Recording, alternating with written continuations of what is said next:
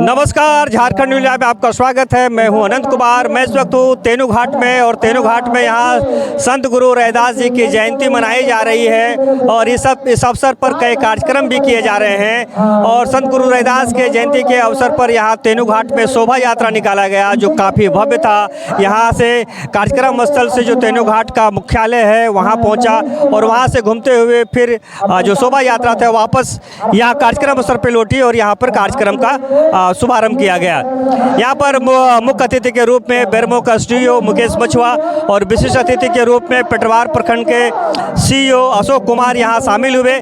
इसके अलावा कई जनप्रतिनिधि और यहाँ के सामाजिक कार्यकर्ता भी उपस्थित हुए।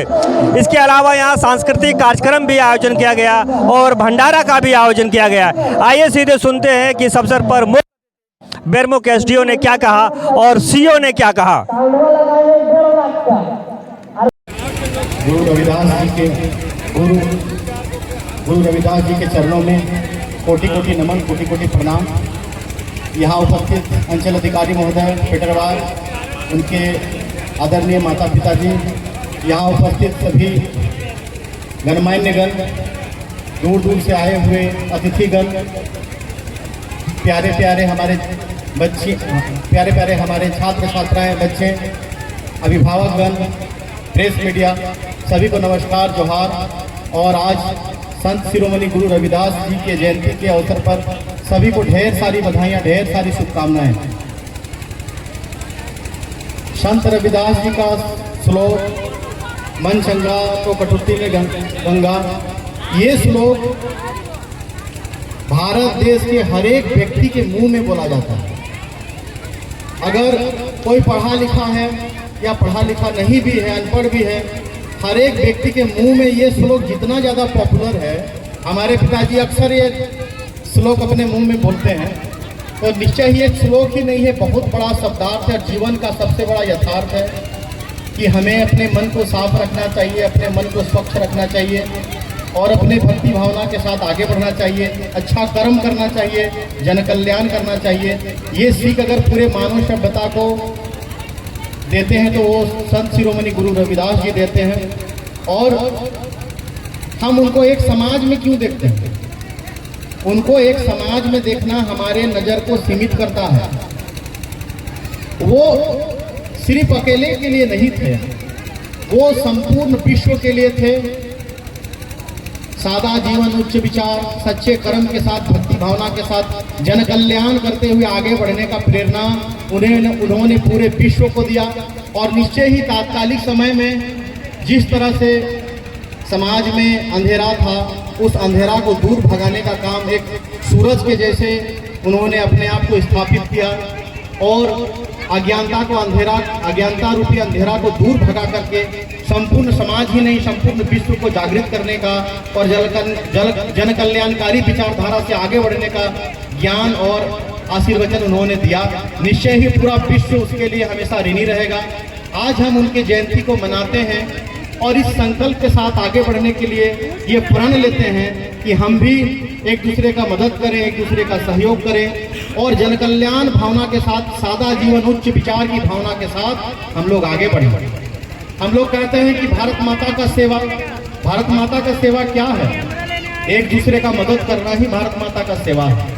हम किसी दूसरे का सेवा करें, किसी दूसरे को मदद करें, किसी दूसरे को अच्छी बात बोलें, किसी दूसरे को ज्ञानवर्धक बात करें, हम किसी दूसरे को विपत्ति में सपोर्ट करें, हम किसी दूसरे को संकट से निवारें, हम किसी दूसरे को आगे बढ़ाने में मदद करें।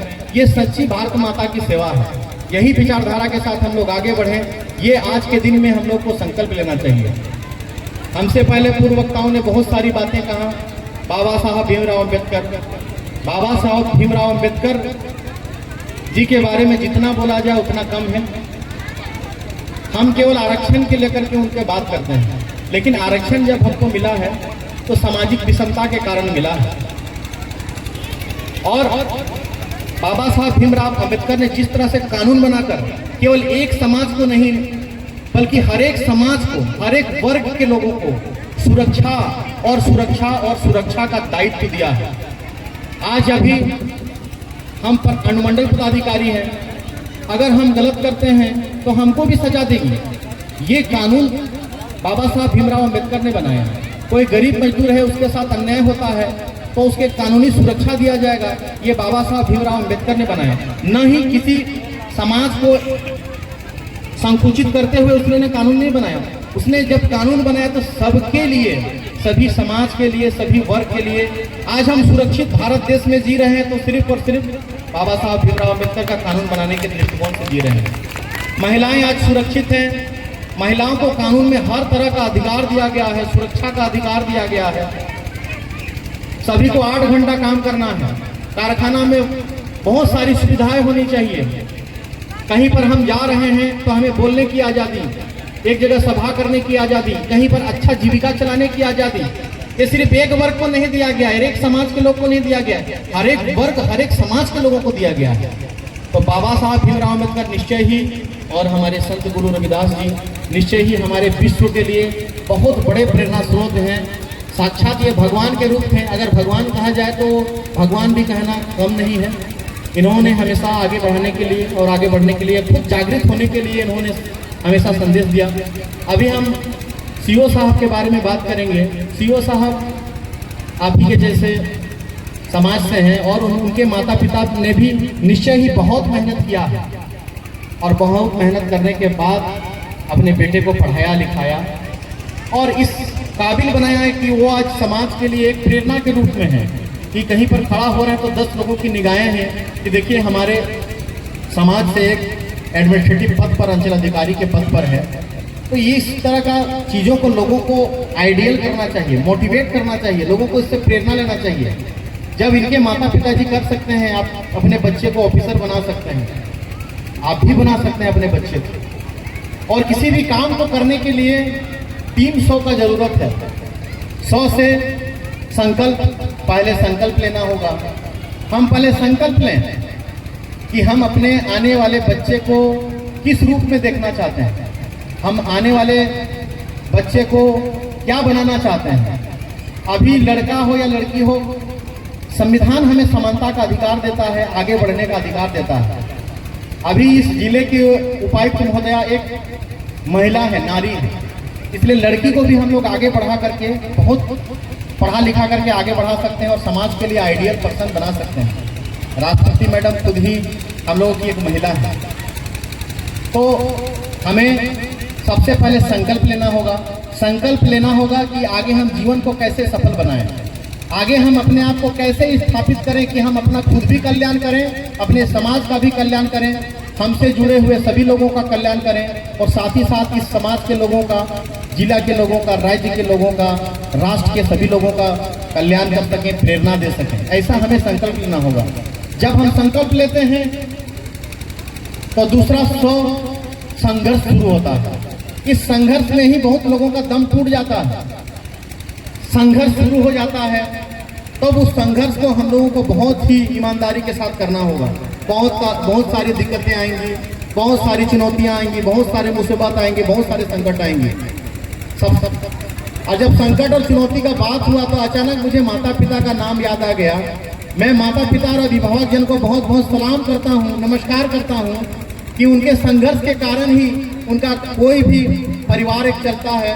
हर तरह का संकट आता है, हर तरह की चुनौती, हर तरह की मुसीबत आता है, लेकिन एक गार्जियन, एक माता पिता चट्टान के जैसा और पर्वत के जैसा खड़ा रहता है। अपने परिवार को बचाने के लिए मेहनत करते हैं, मजदूरी करते हैं, किसानी करते हैं, छोटा मोटा कारोबार करते हैं, बचत करते हैं, खुद भी भूखे पेट रहते हैं। बीमारी हुआ, संकट हुआ तो हम सबसे पहले अपने बच्चे का सुरक्षा के साथ आगे बढ़ते हैं। ये निश्चय ही माता पिता और अभिभावक जन का बहुत बड़ा योगदान होता है किसी भी परिवार को आगे बढ़ाने के लिए। और निश्चय ही जब हम संघर्ष के साथ, संकल्प के साथ संघर्ष करते हैं और हर चुनौती का, हर संकट का, हर समस्या का समाधान के लिए जब आगे बढ़ते हैं तो ऊपर वाला भी हमको मदद करता है। अपने आप समाधान निकलता है, बशर्ते हम उस चुनौती के साथ, साहस के साथ, हिम्मत के साथ, भक्ति भावना के साथ आगे बढ़ें और पूरे साहस, हिम्मत और मेहनत के साथ हम लोग आगे बढ़ें। साथ ही साथ हम लोग को जरूरी है, हम जो भी काम करते हो, मेहनत करते हो, मजदूरी करते हैं, सबसे पहला जरूरी है हम लोग फिजूल खर्ची नहीं करें। हम लोग को सबसे पहला जरूरी है हम लोग बचत करें। बचत करें अपने बाल बच्चे को पढ़ाएं, अपने लोगों को पढ़ने में मदद करें, सहयोग करें। देखिएगा निश्चय ही हम लोग तीसरा स का मैंने बात किया, स से संकल्प, स से संघर्ष, और तीसरा स का मतलब है सफलता।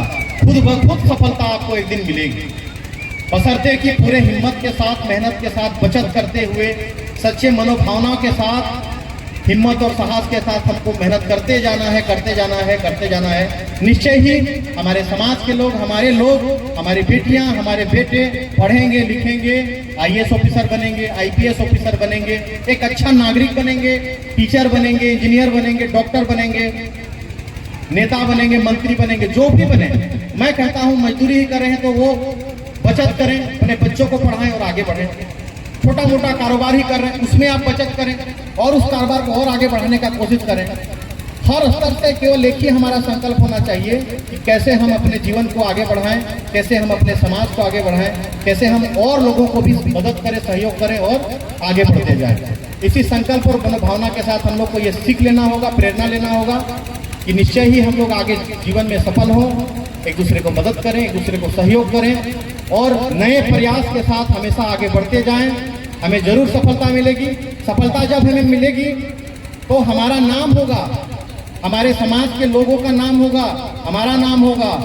लोग कहेंगे कि देखिए वो जो IPS ऑफिसर है, वो जो IAS ऑफिसर है, वो जो नेता है, जो मंत्री है, वो जो छोटा मोटा बिजनेसमैन है, वो बड़ा करके कितना बड़ा बिजनेसमैन हो गया, शिक्षक बन गया, टीचर बन गया। इससे और बेहतर होगा, हम और ज्यादा लोगों को मदद कर पाएंगे, समाज को मदद कर पाएंगे, अपने राज्य को मदद कर पाएंगे। इससे राज्य आगे बढ़ेगा, देश आगे बढ़ेगा। तो इसी संकल्प और मनोभावना के साथ हम लोग आगे बढ़ें, एक दूसरे का सहयोग करें, मदद करें। शिक्षा बहुत बड़ा चीज है, अभी CEO साहब ने भी बताया। बाबा साहब अम्बेडकर का एक अंतिम वचन हम कहते कहते अपनी वाणी को विराम देते हैं, पढ़ो लिखो और खुद जागृत बनो और लोगों को भी जागृत करो। बहुत बहुत धन्यवाद, बहुत बहुत शुभकामनाएं। बहुत बहुत धन्यवाद। धन्यवाद। सबसे पहले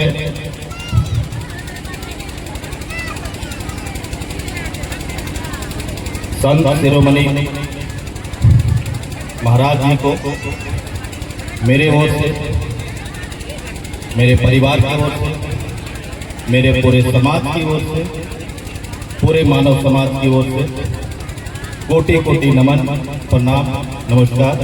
यहाँ उपस्थित सभी महानुभावों को, सज्जनों को, माता बहने को, अंचल अधिकारी पेटरवार की ओर से हार्दिक अभिनंदन, स्वागत है।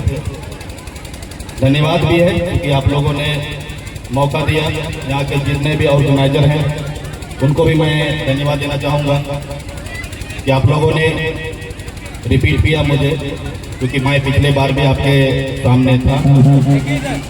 और चूँकि हम लोग प्रशासनिक पदाधिकारी बाद में हैं, पहले मैं भी किसी समाज से जुड़ा हूँ और कहीं न कहीं उसका भी हम जैसे लोगों को ख्याल करने रखने की आवश्यकता है। हमारे समाज से बहुत से महानुभाव लोग, महापुरुष लोग आए और अपने समाज के लिए उन्होंने जो भी कुछ किया, उनको हम लोग कोई कहानी, जीवनी या पुस्तक में पिरो नहीं सकते हैं। बस उसे जहाँ तक संभव हो पाता है उसे आत्मसात करने की आवश्यकता है। उनके पथ प्रदर्शक जो बने हैं हमारे, उनके पद चिन्हों पर चलते हुए आगे बढ़ने की आवश्यकता है। क्योंकि अगर जीवन के बारे में केवल जीवनी बता दी जाए और बोलते रहें तो बहुत से प्रवक्ताएं पहले ये सारे चीज़ों को बोल चुके हैं कि उनका जन्म कब हुआ, कहाँ जन्म लिए, उनकी और भी कहानियाँ क्या क्या। सबसे इम्पोर्टेंट बात ये है कि उसमें हम लोग को सीखना क्या क्या।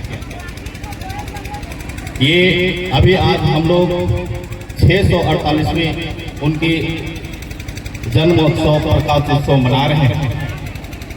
तो हमारे लिए, हमारे समाज के लिए, इस मानव समुदाय के लिए कुछ तो जरूर ऐसा करके गए होंगे जो आज हम लोग उनको उस रूप में मना रहे हैं, जान रहे हैं कि वो आज हमारे बीच खड़े हैं, उपस्थित हैं।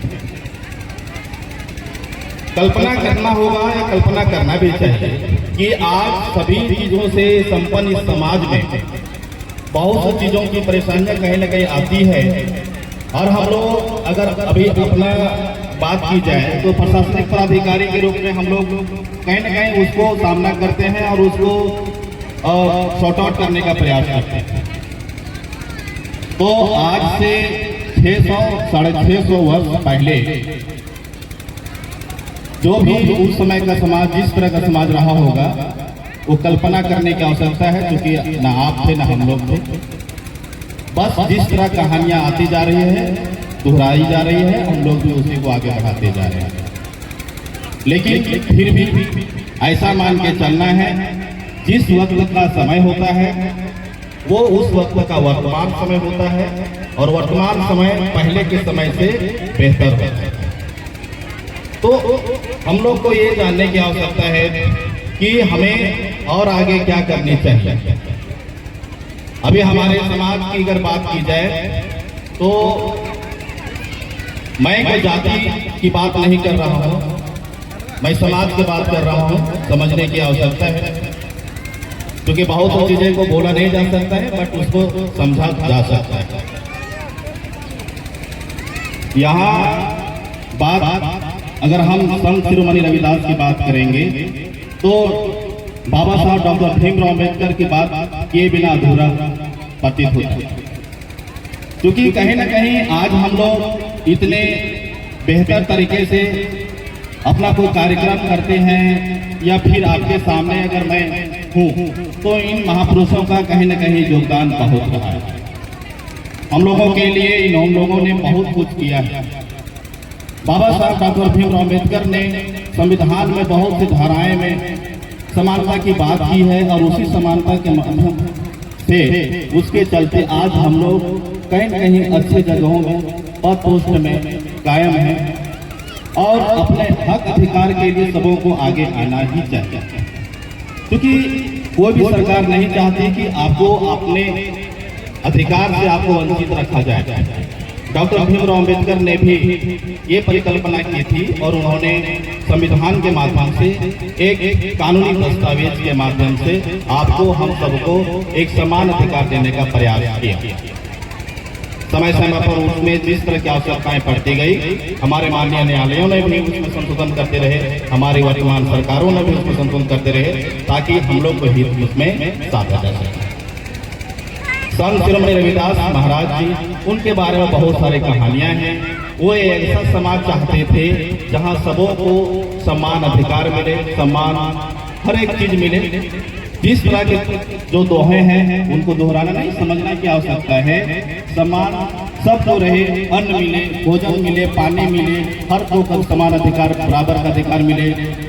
इवेंट पूजा पाठ करने का अपना पंथ धर्म का भी एक अधिकार है। बाबा साहब भीमराव अम्बेडकर ने भी वही बात दोहराई। हम लोगों को करना क्या है? हम लोगों को जो भी बातें अगर हमारे पूर्वजों के द्वारा, महापुरुषों के द्वारा बताई गई है, उनके पद चिन्हों पर चलते हुए उसे आगे बढ़ाने की आवश्यकता है। ऐसे भी डॉक्टर भीमराव अम्बेडकर ने कहा था कि अगर हमारे जितने भी मेरे द्वारा दिया हुआ है, अगर उसको आप आगे बढ़ा नहीं सकते हो तो कम से कम उसको बराबर बना के रखना है। तो उतना तो कर ही सकते हैं।